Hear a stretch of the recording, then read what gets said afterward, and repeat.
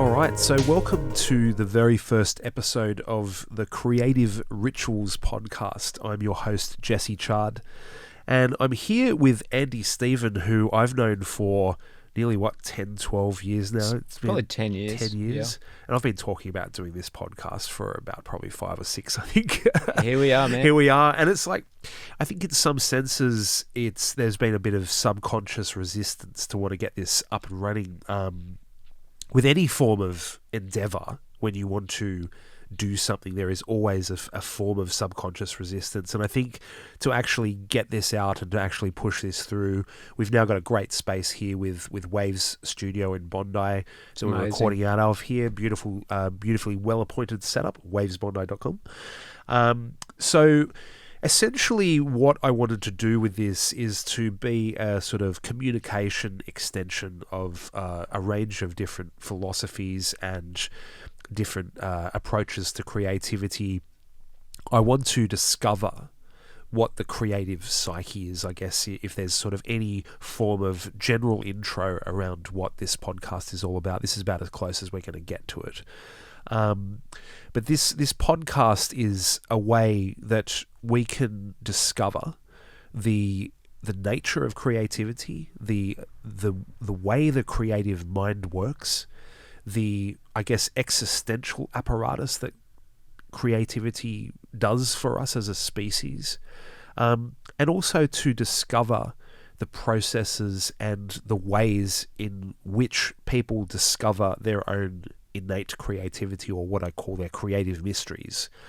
And I think in some senses I want to dispel the myth that creativity is some sort of mystery, some mysterious force. Now, in some senses it is always going to be mysterious, but I think with the right approaches and applications we're going to be able to discover ways that we can tap into our own psyche, we can tap into the nature of our being, to unlock what is, as Joseph Campbell would say, is in us that's making us tick.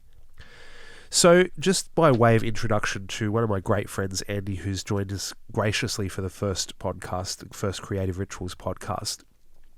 Now, I've known Andy for, I think it's going on 12 years now. I think I started at World Nomads in 2010. So that's 13 years I've known you for. Yeah, wow. Okay. So Andy and I work together in a range of capacities, both creative and, I guess, sort of in terms of our roles as marketers in World Nomads.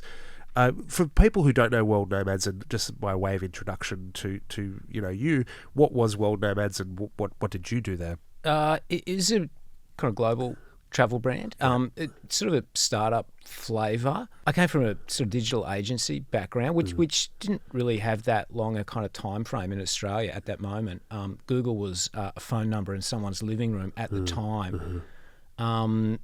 And then I joined World Nomads, and it was really cool. Like it was, like working with a bunch of your best friends. It was like working with cool people on cool projects, or like, National Geographic travel photography scholarships. Very dynamic. We sort of harness the tsunami of internet advertising at that moment.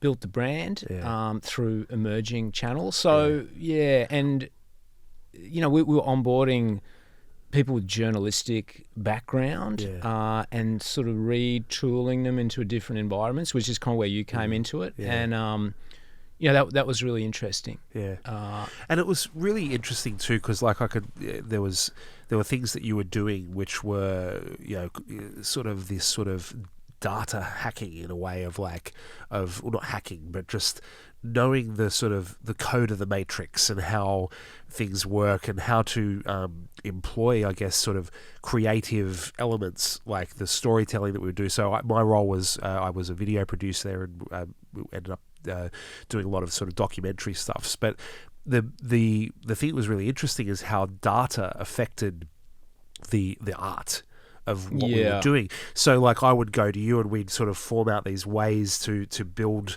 strategies to create content that could resonate with an audience based on data sets, and that was amazing. And that was sort of like one of my first introductions, and through you, to actually see the beauty of seeing how data works, especially in that realm. But one of the things that I loved about you was that you had this enormous form of like artistry and creativity, and your writing was always amazing. You had these great storytelling sort of abilities, and I think like now that we've both left there, part of our continued friendship is knowing that you're a great photographer. Your stuff has got its own unique voice, and I think this is why I've liked to kept in touch with you, and we've been able to kind of like form a friendship. And this is sort of just to sort of introduce you to the audience, because I'd like to eventually have you as a regular guest, that we can kind of like talk through certain things that we both see in the world, especially in relation to AI. Like, I think that's where our conversations are going to get really interesting, because right now we're both sort of set on the precipice of AI and where that is going to go. And I think later in the show today, we'll probably drill into some of the things that are happening in AI.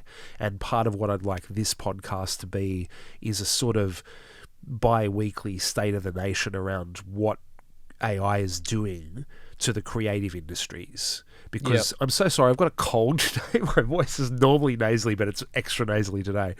But part of that chat is to I guess take a humanistic approach to what AI is doing to the creative industries, because there are things that are happening right now, for good or bad, that are really starting to drill into like industries, and huge swathes of kind of industries are changing, being disrupted, and it's so hard to even track, like just by reading the news. I'm exhausted from the last kind of couple of weeks. Just of news and different technological opportunities. It's crazy. I've never seen anything like it. So I think the point of this podcast, and to have you on as a regular guest, is to have this sort of state of the nation. We can actually take stock. We can bring to our audience maybe 4 or 5 things that are going on each fortnight or so, and we can clip it up, and that can be part of the wider podcast. But before we sort of move into that, I'd like to talk with you about, I guess both of us have a particular viewpoint or a sort of worldview around creativity and what it means for the human condition. Both of us have read people like Joseph Campbell. If people don't know who Joseph Campbell was, he was a great mythologist, and he studied all of the great mystery traditions in world mythology, and found all of these different parallels around the discovery of the divine, and how different interpretations throughout history, throughout world mythology, have shown depictions of how people have gone above and beyond their capacity. And those investigations that Campbell did sort of parlayed into modern storytelling. So famously, George Lucas was a student of Joseph Campbell, and Joseph Campbell talked about what he called the monomyth. And the monomyth is essentially the idea of the hero's journey. Well, the monomyth is not the hero's journey, but there's certain elements of both together. But this idea of the hero's journey in most storytelling facets is that you start out on your journey, you meet your team, you find the adversary, you cross the abyss, and literally, if you watch the first Star Wars movie, every note in that movie is basically according to the hero's journey. That's right. And a lot of films do use that as its basis. So, I mean, one of our connection points when we were working together was, we'd go into the back rooms and have these mad chats about Joseph Campbell and all this sort of stuff. And I think this is why you're here today, is because of those conversations. We've had many. Did I recommend the book to you? I think so. I think I did. Yeah, I think so. Yeah. I probably Power of Myth. The Power of Myth. Yeah. So I forget all this stuff. Yeah, I meet lots of people that. So I thank you for that. Yeah. And So this is why you're in the room with me today, because we're not just in the sort of creative industries. We have another sort of layer of, I guess, existential connection here. I sound like a huge hippie, but that's okay if you're a hippie. But there is something else going on with our relationship, and I think like part of what I'd like you to be, part of Creative Rituals is to sort of be a bit of a co-pilot with me, and be part of some of the chats that we'll have in the future. Part of what I want to do with Creative Rituals is talk to all kinds of people about what they've gone through as well. So this podcast is designed to show the mental health journeys of creatives. Everyone has their own unique one. I've got my own one, which will eventually bleed into each episode as I just sort of talk to people. I don't want to start blurting out everything in the first episode.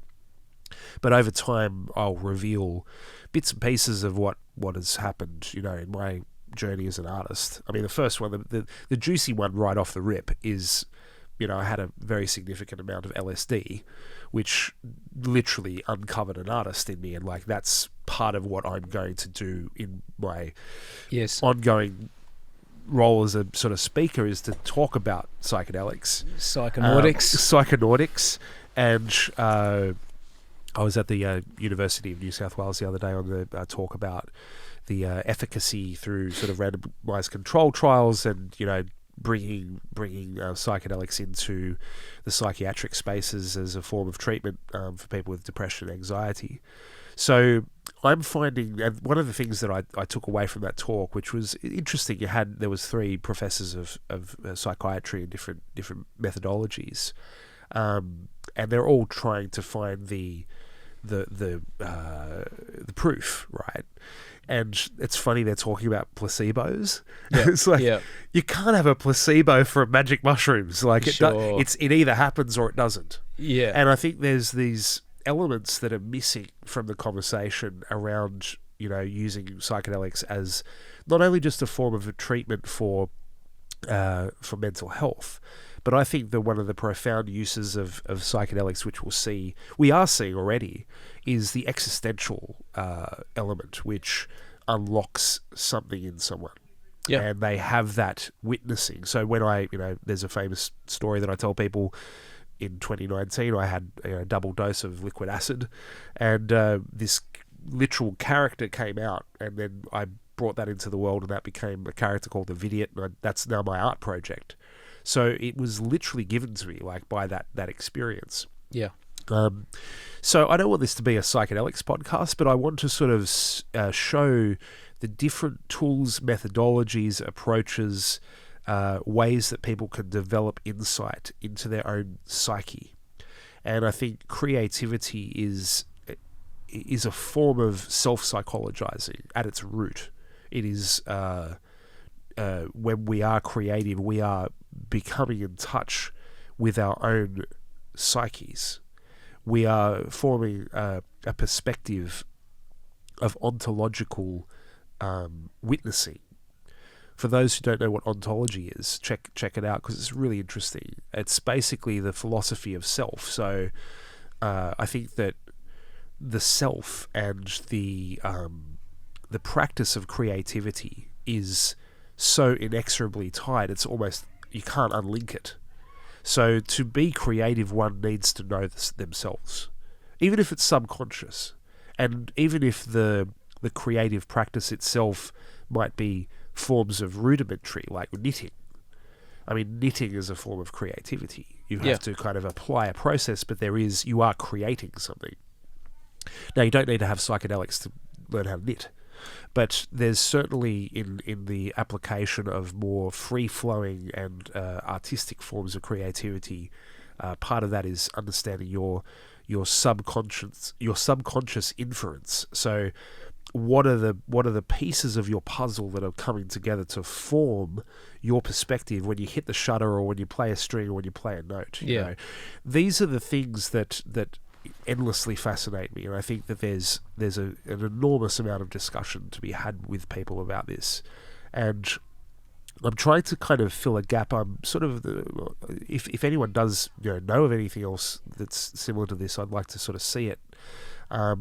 but I'm trying to kind of create a picture around, bridging various forms of like ancient practice, including Tantra. I also, in this podcast, want to desexualize Tantra. That is a massive mission of mine. Like, because when I say Tantra, like, everyone thinks sexuality now. And a lot of people don't realize that Tantra is ancient tradition, relating to the process of development. Yeah. The word literally means weave or weaving, yep. Or tradition building, creating, yes. Like weaving in traditional, garbs and stuff like that. Yeah. So what I'm trying to do with creative rituals is show that any form of creative discipline is in effect a tantra. So whether you're learning how to play a guitar or playing a piano or doing an aerobics routine or a dance routine, they're forms, they're mudras. The ancients, they call them mudras, yes. Positions. And so with shapes, when you've got a guitar, you've got a mudra, you've got to have a hand position, there's certain things that you need to adhere to. So part of what I'm seeking to do is to show people who, in all stages of creativity, whether they have proficiency or zero proficiency, or they're adept or they're masters, to be able to get something from this show. So I want people who want to be creative, don't have any idea about being creative, can listen to this show and get some perspectives on how they can start their journey. Yeah. And then for masters to listen to it and go, I've never thought about painting in that way. I don't know anything about painting, but I can have a painter to talk about their creative disciplines and how they've used creativity as a form of mental development, mental cultivation. So I think like that sort of shows the intention of what I would like to do with this series. I don't know how many episodes we're going to do, and it's all very, very new. And hopefully my cold gets better, so the next one is not so stuffy. But that's all right. I just wanted to finish. I wanted to do the first one today. We locked the time, and let's just get it done. Even though I'm cold, I've got a cold. That's fine. But I think, in terms of like your background, what is there any parallels there? I mean, like what's your sort of take on creativity and these things? What have you practiced in the past? I know you've done a bit of yogas and you've done training in some senses. Yeah, I don't know. Like, it's kind of weird. It's a weird moment in time, personally. That thing about, and I reflect on this a lot. Like, I left high school with the point where technology was at was there was an electronic typewriter. Yeah. So you didn't have those big, heavy manual keys. There was a little LED screen, and there was a decision about what to do with your life after you left high school. So was this like a computer? Like what is this? It was electronic typewriter. Right. Yeah, it was like a hybrid. Yeah, so it wasn't an Atari or it wasn't those sort of green screen. And you word would read process. the words on this tiny little LED. Yeah, and it would then it would stamp it out to the paper. Wow. So you could kind of do like a mild edit. I don't think those particular sort of piece of technology was there for very long. Yeah. It was just a moment, and. The thing, you're a young person, you finish the school system, you're kind of scratching your head going, fuck, like what do I do with my life after this? And, contemplating what the guidance counsellors at high school would have suggested. Yeah. 15, 20 years later, half that stuff doesn't even exist anymore. It's very strange, and at the same time, I kind of was immersed in the early stages of the internet, where being a web, I won't say developer, but where you were building web pages for brands. I remember learning HTML, and no one had any idea what the crystal ball would look like, handheld devices. At the same time, I found myself making stuff that was science fiction when I was a kid, which is kind of interesting. And that has just continued, and it's in that weird thing. I'm an analog guy in a digital world. I'm a marketer by trade, sort of journalist by nature. And there's elements of creativity and all that. I love words. Done a lot of writing. Well, your photography is a form of journalism as well. Yeah. Like, and for people who are new to Andy, a lot of the work that you do is in this sort of. It's hard to explain your photography, but it has a very sort of ethereal kind of quality to it. But it's a lot of your subject matter is on sort of stark landscapes, and like you have this. It's hard. We'll plug your your Instagram if you'd like to at the end later on in the show. Terribly neglected due to my distaste of it, but yeah, look. I guess it was always an ability. Yeah. I wasn't a particularly technical person. Yeah. Again, starting at World Nomads, was surrounded by everyone there was a pretty much heavy duty, borderline world class photographer. I remember, there were like those Nat Geo, Lonely Planet photography mentors that would come in. Yeah. The art director was exceptional photographer. It was really intimidating. Yeah. Really intimidating, But we all learnt from them too. That was a good thing. Whenever I asked questions, those people were incredibly generous with their knowledge. You know what I mean? I mean, it was more of a sort of a barrier in my head. And, I think, I don't know if that was a generational thing or what have you, but, it was always, of course, homegrown hero, Dr. George Miller. Yeah. Because you have quite an interesting perspective around cult cinema, and like there's things that you have a very specific viewpoint on around it's hard to explain to listeners, but like your perspective on media is quite cult. There's a fascination with cult cinema, all that sort of stuff, and I think that's sort of that comes in your art too, and your writing and all that sort of stuff, and I guess your background too, which we won't go into too much detail there, but there was context. I mean, there were these kind of guys in Brisbane. You grew up in Brisbane. I grew up behind the banana curtain, so the premier / dictator, the hillbilly dictator of the day. Who was that? Sir Joe Bjelke-Peterson, this archaic throwback. There were Spider-Man comics were banned at certain amounts of time. What was he doing? Like, what was his sort of modus operandi during that time? It was just 80s, ultra conservative. Yeah. So you sort of grew, what do they call it? The banana curtain. Yeah. You grew up behind the banana curtain. So there was certain, Friday, Nightmare on Elm Street 3 was banned. You cross the border at Tweed Heads, and the video store there would have stickers on about a third of the movies that were banned in Queensland. So people could be arrested for having certain at that time Freddy Krueger movie vinyl LPs, and there were kind of weird guys that would circulate like these bootleg VHS stuff. Lydia Lunch for those Richard Kern movies, and so there was an element of taboo and sort of subversion with a lot of stuff at that moment in time. And it was Australia in a recession, so I left school, and there was hardly anybody had a job, and you could live really cheaply. It looks very different economically to the point we're at, although we're in a sort of borderline recession now. But I guess that thing, you can't escape what sort of formed your really early ideas at that when you were a young person and sort of coming to consciousness in the world around you. And the fact too that the police, you could be arrested for intent to loiter. I remember going outside, it was like an unofficial curfew, and the cops would kind of make you empty your pockets in the streets, like waking up, and on a Sunday the cops would just be in the house. You know what I mean? There's no warrant or anything like that. It's just they could do whatever they like. It was, look, compared to other parts of the world, it's not full-blown police state, but it was pretty fucked up and weird. But you were a punk, really, like during that. That was kind of dead, and it was that that was sort of, that had deeply receded, and it was just it was a really shitty era, because everyone of any intellectual and artistic merit at that point had left town. So it kind of came of age in a sort of a wasteland where everybody had left for Sydney. because there was just really nothing there for you. And the Banana Curtain collapsed. There was like a Royal Commission, the Fitzgerald inquiry.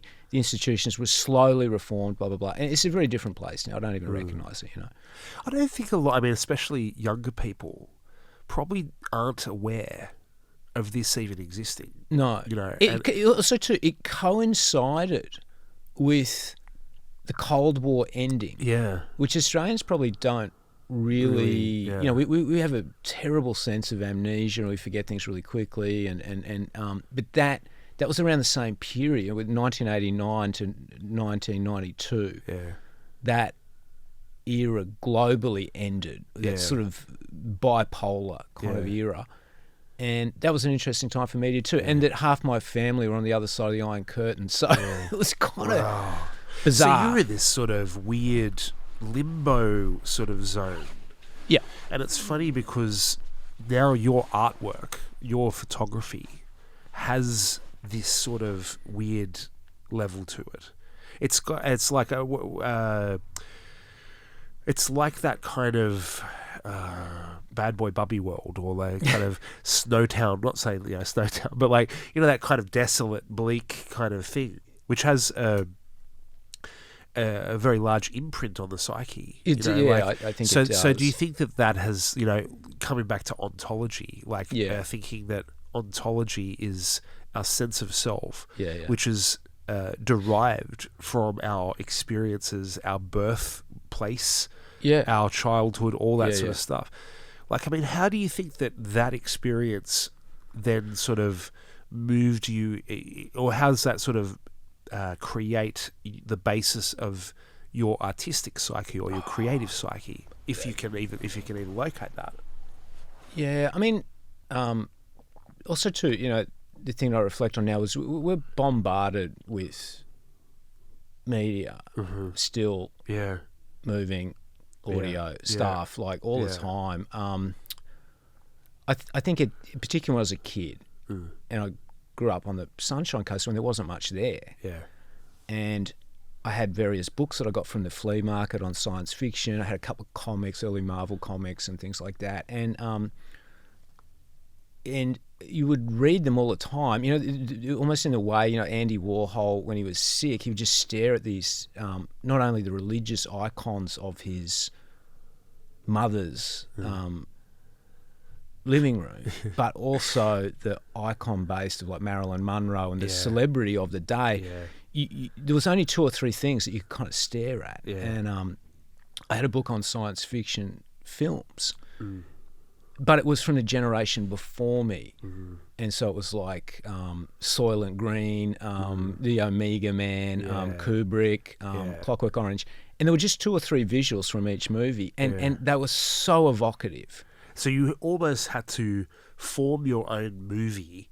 No, to this day, and then so tying it back to the AI space, like I'm doing a lot of tests with stable diffusion and things like that, and kind of weird genre mashups. Yeah, your stuff. By the way, just a side point, like your stuff that's coming out of stable diffusion, and this is a contentious point for so many people right now, is AI art, are you just a prompt generator and stuff? Yeah. But the funny thing is looking at the output that you've been doing through these tests, you're creating volumes of content. Yeah. I can see your brain. I can see your psyche, right? I can see your psyche being delivered through AI. Yeah. And as an artist myself that uses AI for the same purpose, which we'll get into it later on, but I can see that. I can see your brain, like through that, like what you're searching through, and what the particular forms, and then I'm seeing that very early inference, that first thing. There is something. I mean, there were 2 or 3 images from that time, and one of them it was an interior of the Korova milk bar. Yeah, and it was the font. Yeah, and the ambience and the weird, and. There was something particularly about, I know that Burgess was a linguist, and Clockwork Orange, it has that sort of vernacular, was it Nadsat? Yes. And there were hints of that in there, and that stuff was just so striking to me. The production design still is. Yeah. Like the whole kind of thing came out in this sort of, mix of symbol and strangeness, and I'm sort of getting hints of that bizarre output because how AI deals with fonts, language is often really badly, but at this moment in time, it's almost like the early internet. Remember, people would build their own websites. It was kind of kooky. And really bespoke. Before big tech kind of sort of gentrified everything. And that was an interesting moment in the internet as well. That's another episode entirely. Totally. And now it's kind of retro. Like how do we build like HTML with this sort of spinning GIFs and sort of. Well, there is a whole ecosystem around that. There's an artist friend of mine in Canada called Hysterical Melancholy. Yeah. And his work is literally like he uses a combination of AI but also found material. But he's obsessed with like alien-looking real players, real media players and stuff. Like there is this sort of artistic interpretation of media players, and it's great art. Like he's a really good artist. But it's this thing where we've, like you say, AI right now is at that early stage. Yeah. I honestly think in 20 years' time, people will be retro futuristically going back to runway version 2 style videos. Exactly. And Stable Diffusion, early DALL-E. Yeah. The very, very first DALL-E 2. Yeah. When that came out. Yes. Like as soon as that came out, I was doing artworks off it. It looks ridiculous. It's terrible quality. But it had a certain thing to it. Yeah. And I think like that right now we're in a space there. And this is interesting too because we're also in this, and this is sort of, I guess, dovetailing into our kind of convo on AI and art, because we are both, moving into that space where like my work as an artist is almost primarily determined by AI. Yeah. And the works that I do, I've had huge criticism from people on it. Sure. People telling me that my art is not art. Yeah. That I'm just and I always say, like, straight up, I go, I'm an editor. All I do is I pull together images and put them together, like a collage artist. Yeah. But now there's all these ethical concerns around, like, I'm selling my works right now. Yeah. And the ethical dilemma right now is, am I even going to be able to commercially sell the works? Because if you've generated anything through AI, there is a problem with the legal and the commercial legalities around AI art. Artists are now starting to sue the companies. Sarah Silverman, the comedian, she's started to. I think she's suing OpenAI. Yep. For some plagiarism through ChatGPT, is like using some of her stuff, and like, so we're in this really bizarre, like, germination point. Wouldn't mind being a intellectual property lawyer in the US right now. They're going to be some of the wealthiest people in the next 5 years, I'm sure. It's really hard to kind of determine. But there is. I mean, like, historically, there's always been like, beg, borrow, and steal for influenced. Does that? I don't know if you ever saw that edit study or like Raiders of the Lost Ark, and that they lifted scene for scene all these, like, was it 1920s and 30s adventure series, like literally scene for scene. And the guy collated like 30 movies. There was a bunch of kids too that remade Raiders. Yeah. They were 10 or something, and they made it scene for scene. Yeah.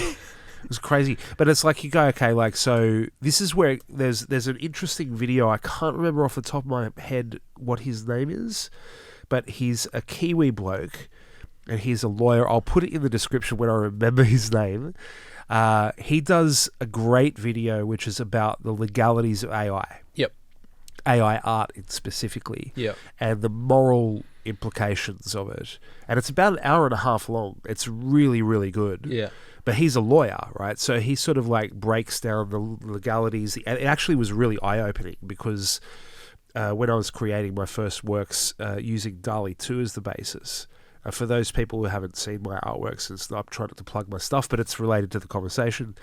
I create artworks that are inside the outpainting section of DALL-E, which is OpenAI's AI-generated image software. But what I do is I create these massive mosaics out of thousands of prompts. So people in Stable Diffusion they'll create one prompt, which is like one image. So it might be a panda with a hat on. Yeah, done in sort of classical Chinese style, right? Classical Chinese painting style, and it'll spit out the image, and then that's it. But with the outpainting inside DALL-E, you can take in any image, and then you can create little sections. It's creating a jigsaw puzzle. You start creating a jigsaw puzzle. Hallucinating a jigsaw puzzle. Yeah.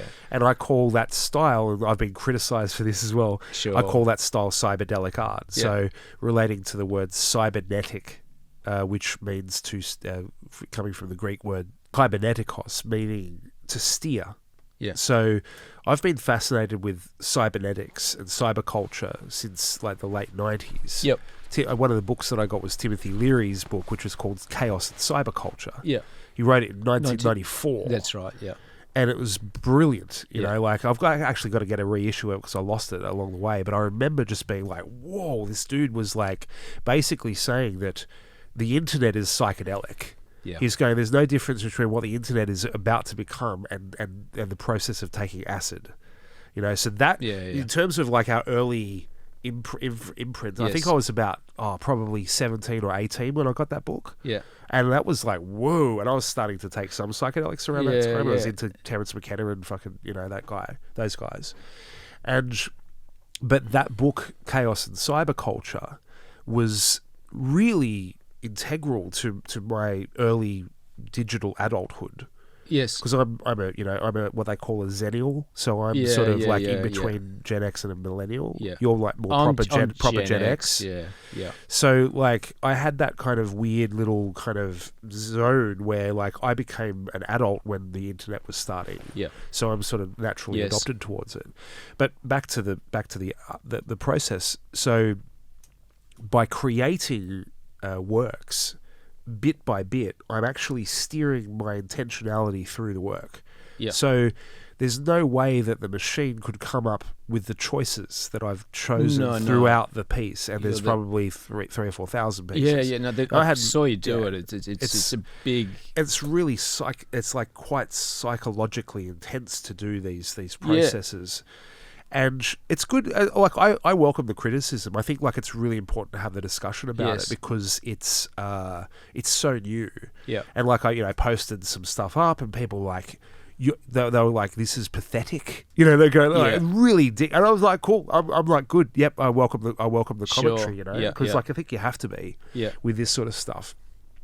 And then I said, I put, at least a couple of days into these pieces. And they're like, that makes it even worse because what you've ended up with is just internet vomit. So it's like... Some chat room pylon. I mean, that's fine. And I like it because it's part of that convo. Yeah. And I'm sure like when the first synthesizers came out... Oh, absolutely. The first electric drum machines. Guitar, Oh, this isn't music. Yeah. This is just noise. This comes from a computer. Yeah. It's like, okay. Yeah. Fair enough. So the first band was a bunch of people bashing bones on a rock and a skull or something, and then how did they reflect on the cello? I don't know. I wasn't there at that time, but the interesting thing is that when I saw this video of this Kiwi legal bloke, I've got to get his name.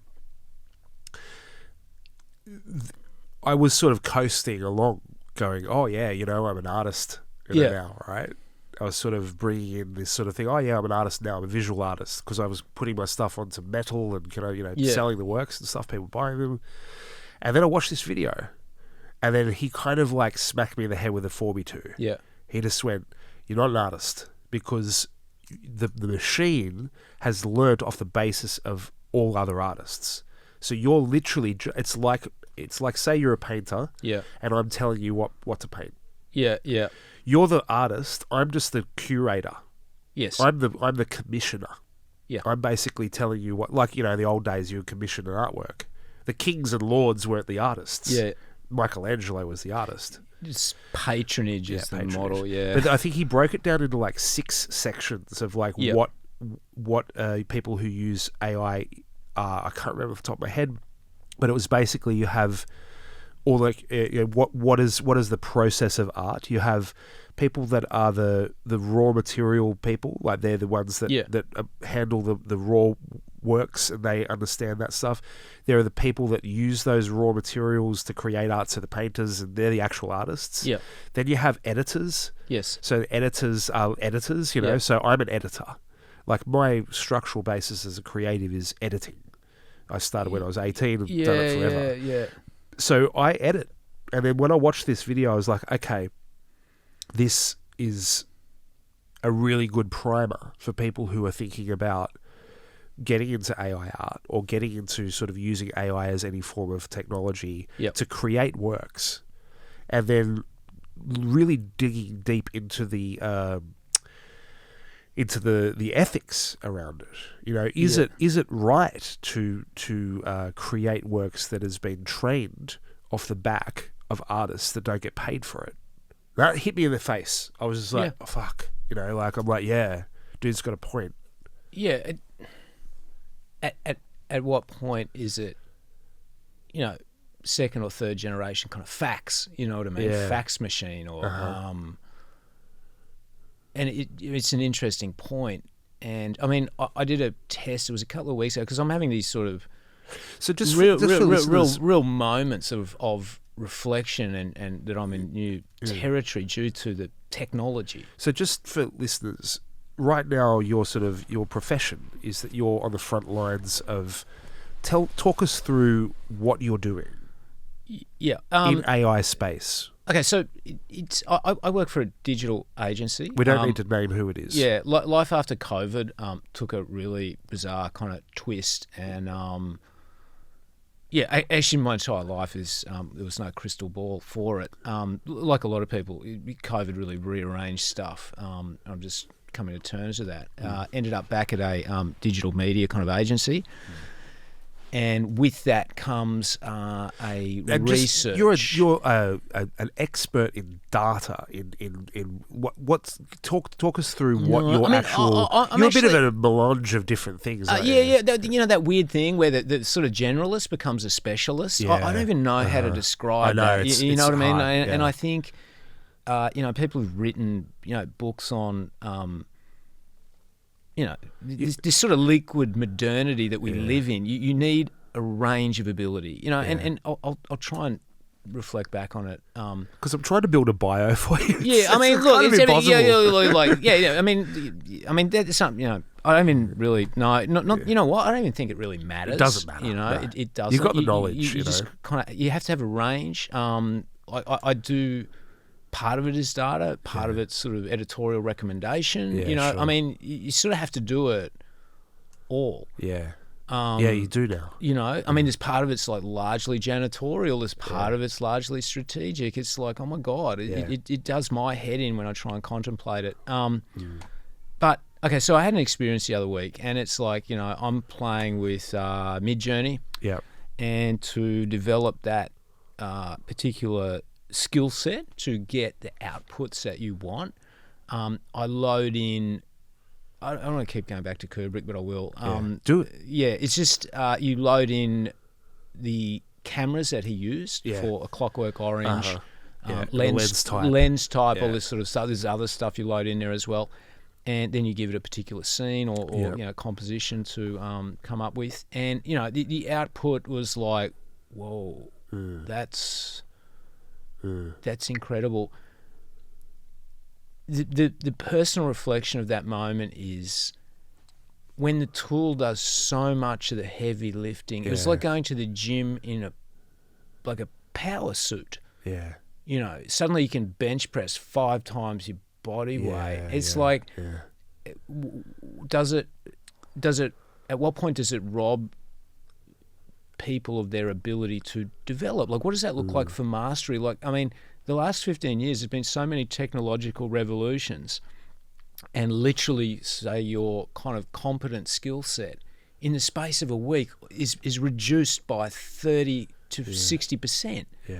You know what I mean? Just due to like a software versioning or a sunsetting of a particular technology. You're just there going, boom. And you're seeing this happen like on a weekly basis. Oh yeah, no. So no, by it's, being, what were you saying that nuts. you're like? What did you say? You're like the on the Oh, nuclear no, the nuclear no, testing I mean, facility. It's like kind of being sort of on the deck of a boat when the French were doing nuclear testing in the Pacific. You're just watching this stuff go off and go, oh God, like that's going to affect a lot of stuff. Like there's the writer strikes and things going on, but I mean all this sort of chat bots and we offshore our kind of tech support and say a lot of tech development to places like India. Yeah.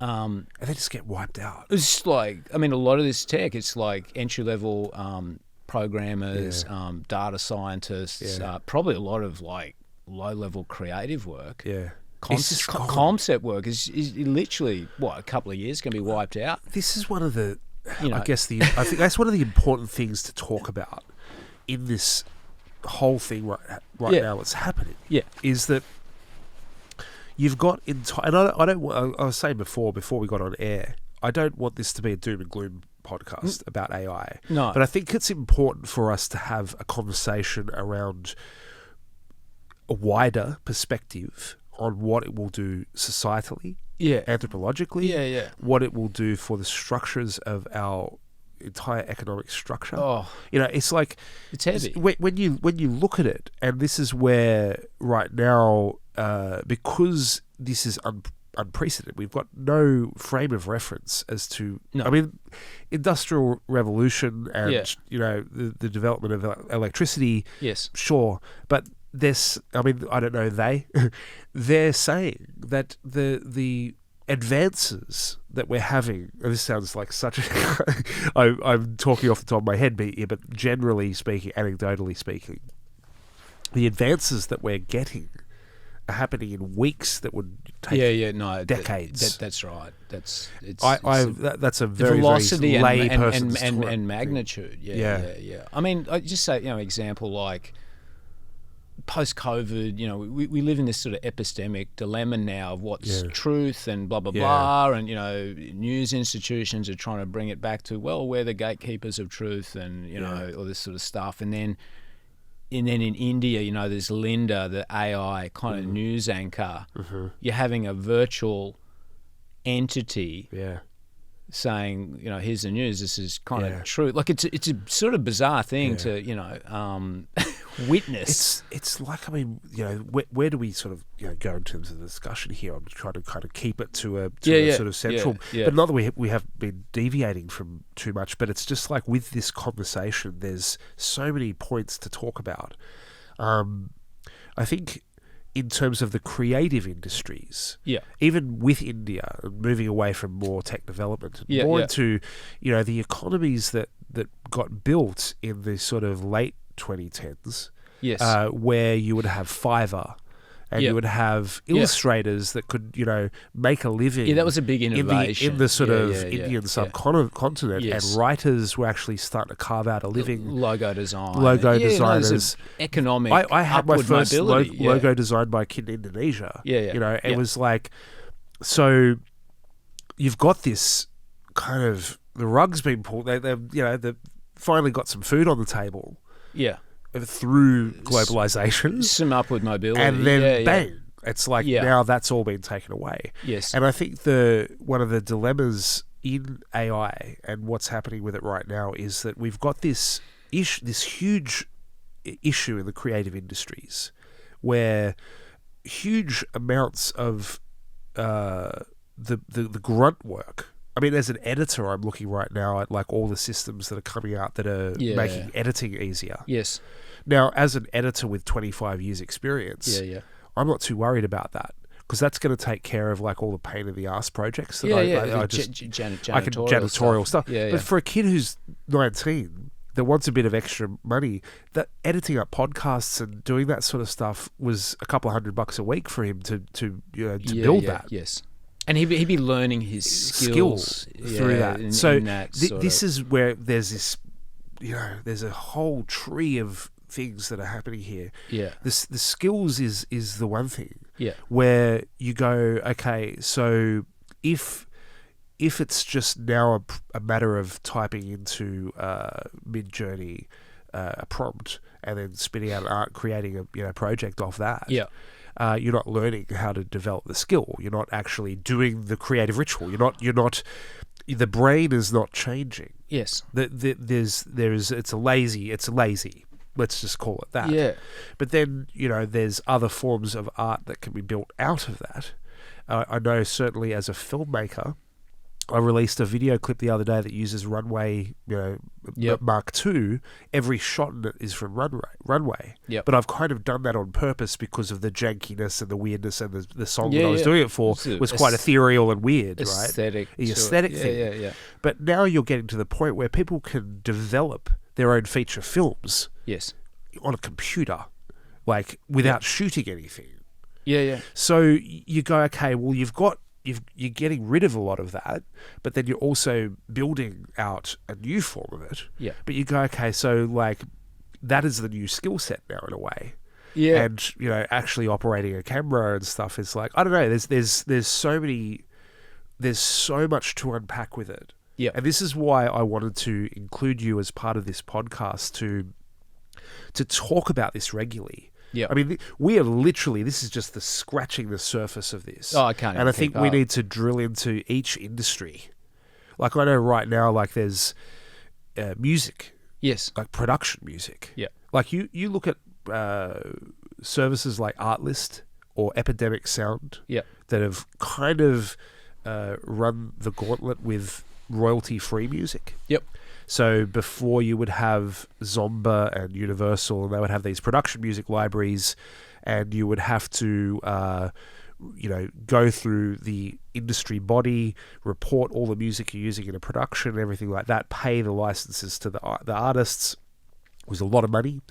And then the royalty-free offerings were garbage. Yeah. Like you wouldn't use, back in 2010, you wouldn't use royalty-free music.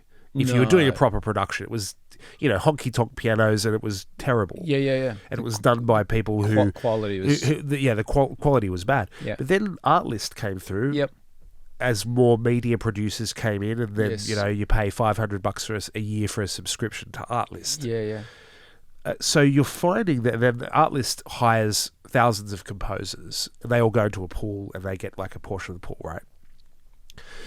Now the AI music is coming through. Probably 80%, 90% of it is on par with the quality of Artlist. Yep. So I worry about things like Artlist. Yeah, like if the bulk of it is taken care of by AI, where you can type into a prompt, give me a piece of music that sounds like Queen, that lasts for 36 seconds, that has a guitar solo in the last five seconds. Yeah. You can't do that with Artlist. No. So all these composers, all of these people that are actually like making revenue off production music. Yeah. This is a full episode we could do. Yeah, just talking about what this is. So I think like it's been an awesome way to introduce you. We could talk for another 20 hours on this sort of stuff, but I think like to sort of give people an idea of like when you see an episode with Andy Stephen, we're probably going to be talking about AI. We're probably going to be talking about creativity and AI. And I think this will be like a bit of an ongoing series where we drill into not only the specifics of each creative industry, but also to give people a takeaway. This is just the introductory episode, but we'll give people a takeaway each episode with links, bits and pieces. We've already got a few things. I'd like to link the video with the lawyer. I think that's probably the most interesting thing for people to watch right now, especially people going into the AI spaces. So it's a way that we can also keep tabs of the developments, and I think to be able to at least share, a kind of a couple of items per episode. Like, okay, these are the things we need to look for. Here's what's been changing. You know, this is an ongoing thing. This is like, and I think the challenge is to actually delineate it and to be able to create a way of showing that information. It's easy. I'm sort of talking about out loud a little bit with this, but like creating some kind of like how AI is affecting the creative industry sort of thing. And I think that's where me and you, when we get together, we can have those chats and just talk about, you know, AI as people who are both AI artists and AI artists. It's contentious, but yeah, it's been great to have you on for the first episode of Creative Rituals podcast. Got it off the ground, man. Yeah. Episode 1. It's only taken about 5 years, but we're here finally in Waves Bondi, and we thank Waves Bondi for having awesome Creative space. Rituals' first podcast here. And I look forward to having you for many more. I'm sure we've got lots to talk about in the near future. Awesome. Thanks, brother. Thanks, dude.